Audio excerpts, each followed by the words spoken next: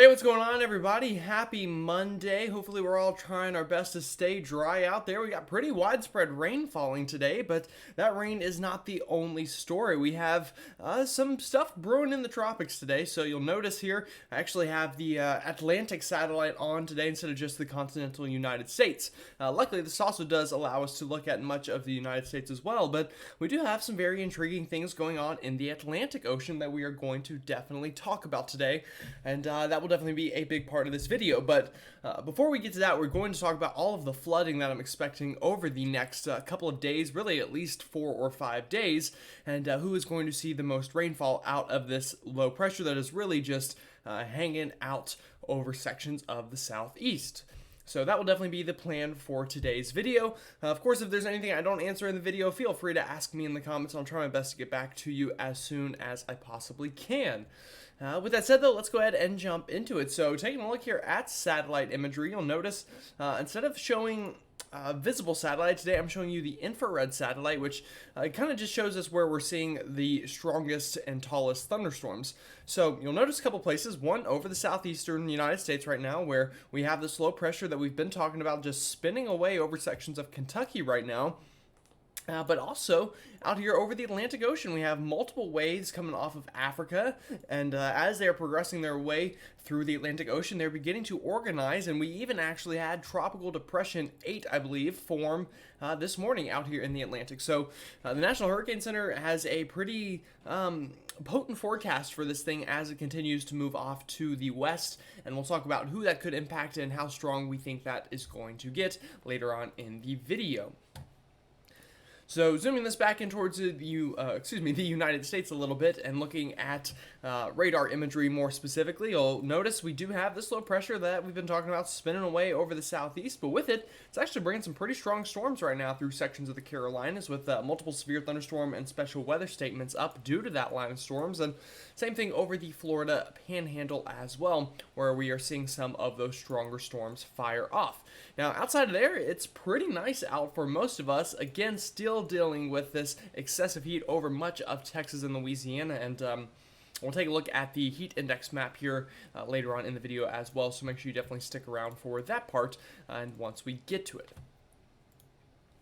So taking a look at today's severe weather outlook, again, nothing off the charts, but we do have a pretty expansive slight risk here from southern Georgia through the Florida Panhandle, and that sweeps all the way back towards the New Orleans area, and then a marginal risk for much of the Carolinas and surrounding areas. So, definitely watching for that. Again, all of this is because of this low pressure spinning away and bringing in some of this Gulf moisture and even Atlantic moisture with it, and that is helping to add some fuel for these storms and also just a lot of rain in general, which is really going to be the more important thing to discuss over the next couple of days.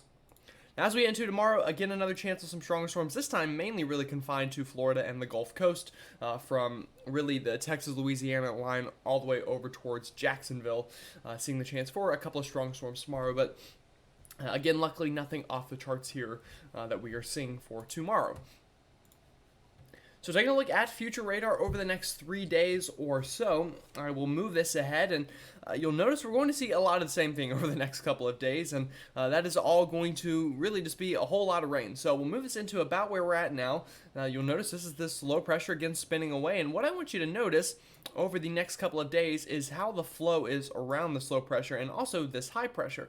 So we're getting, let me redraw that.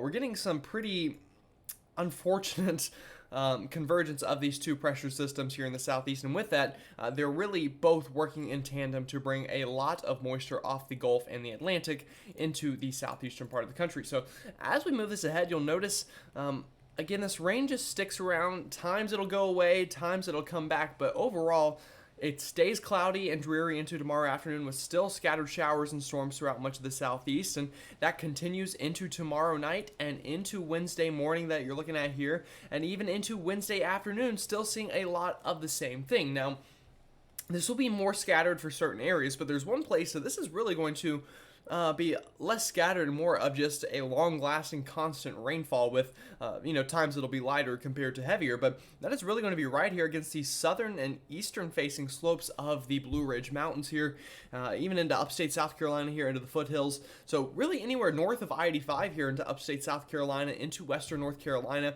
but specifically those eastern and southern-facing slopes are going to get a lot of rain out of this. And I mean, some of us could hit double-digit rainfall between now and this weekend. So anytime you get numbers like that, you run the risk of some big-time flooding and maybe even some landslides there into those more prone places into western North Carolina.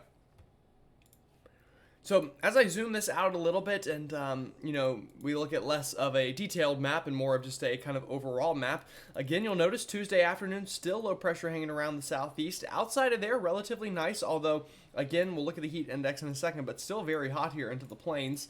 And as we go into Wednesday afternoon, a lot of the same story here on Wednesday afternoon. Thursday afternoon, still a lot of the same story there. Friday afternoon, more of the same. Now, as we get into Saturday afternoon, I think this is when things improve a bit for the southeast as the low pressure kind of finally begins to meander back off to the north and east, and works its way back out into the Atlantic Ocean as it's finally picked up by some more upper level patterns, and it moves its way on out. So now between Saturday, really now between Friday, but maybe even Saturday, it looks like whenever most of this rain is going to fall, and I think by the time we get into this coming Sunday, things should improve overall speaking before going into early next week, again about a week out. We get a potentially pretty potent cold front that could once again bring some severe weather back into the forecast, but we'll talk more about that whenever we get there. Now, talking about the rainfall totals, and this is straight from the Weather Prediction Center, so this is what they are predicting between now and 8 a.m. Saturday. So this is just 5 days, and anytime you see these kind of colors within just a 5-day map, you begin to kind of get a bit worrisome. So again, a lot of central Georgia, the Florida Panhandle here into the Midlands, and upstate of South Carolina is really where we're going to see a lot of this rainfall here, specifically in the southeast. For most of those places, 3 to 6 inches of rain looks pretty likely, but once you get kind of here into this, again, north of I-85 zone into upstate South Carolina, this is whenever you get more into that 5 to 8 inch range, and of course that is a lot of rain to get over less than a week, so we'll definitely have to watch out for flooding. And I think to break this down even a little bit more, kind of if you want to go into a bit of the Highway 11 kind of corridor here through this region, this is where we likely will see isolated spots getting up past 10 inches of rainfall just due to the flow and due to the topography here. So definitely watching that, and again, could become quite dangerous for a lot of folks. As we move this up further north a little bit, this rain will extend into much of the Mid-Atlantic and Ohio River Valley. So if you're kind of back here towards the Sorry, trying to get my pin on the right setting here. All right, so yeah, again, if you're back here kind of towards the Ohio River Valley through much of Kentucky and eastern Tennessee, 2 to 4 inches of rain looks pretty likely for a lot of you folks. But then once again, once you get back on the other side of the Blue Ridge chain here, here into southwestern Virginia, once again, getting into that 5 to 8 inch range of rainfall with isolated spots on those higher peaks getting up towards 10 inches or more of rainfall. So again, a whole lot of rain over a pretty short period of time. So talking a bit about the heat index, we'll move this into tomorrow afternoon. Again, you'll notice obviously less of one over the southeast where we are seeing a lot of this rainfall, and that is of course keeping the temperatures down. But once you get back over here towards sections of Texas and the Great Plains and even other sections of the southeast, we're getting well past 90 and well past 100 through much of the state of Texas through much of the next coming days. So looking at Wednesday afternoon, again, a whole lot of the same, very hot back out into the plains, specifically Texas, while we're cooler off into the east due to those rain showers and clouds.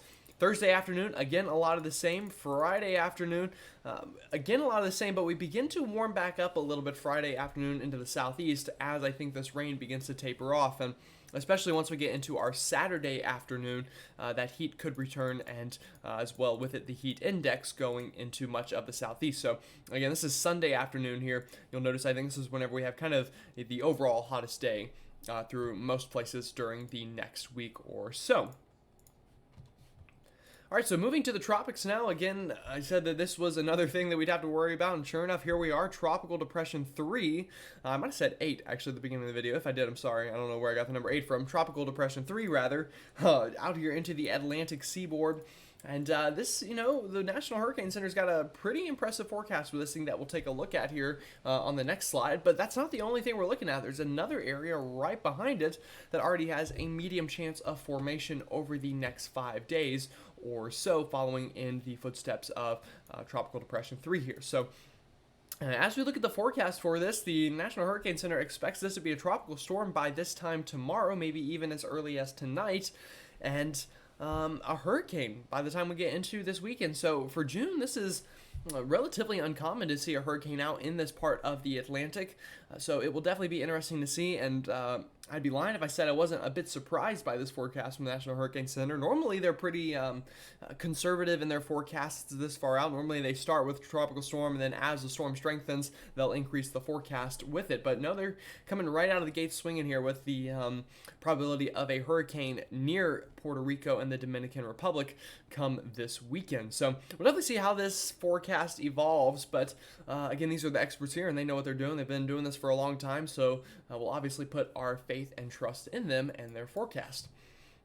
Now, looking outside of just the National Hurricane Center forecast, looking at the models or the ensembles here, and the spaghetti models, I guess, is what I was looking for there, on where they think this thing is going to go. And again, obviously this goes pretty well with the forecast cone from the NHC here, with likely this crossing the Antilles over the next 3 days or so, or I guess 3 to 4 days, and then getting into the Caribbean as we get into this weekend. Now, this time of the year, the Caribbean Ocean or Caribbean Sea is a pretty hostile place for tropical systems. Normally, it doesn't really get into more of a favorable pattern for these storms until we get further into the season. So odds are, once this gets past the Antilles, I would expect it to get ripped up pretty quickly by some wind shear. But we'll definitely see. Again, the National Hurricane Center has a forecast for a hurricane back out here at about 5 days or so. But I imagine once we get any further past that, this thing would die pretty quickly due to, again, wind shear and some land interaction as it gets near all of these islands. But again, we'll definitely watch that as we move on ahead. So, again, that's all I've got for you today. Hopefully you enjoyed the video. Hopefully you learned something, and hopefully you feel a bit more prepared for the week up ahead. With that said, though, I hope you have a great rest of your Monday, and I will see you all tomorrow.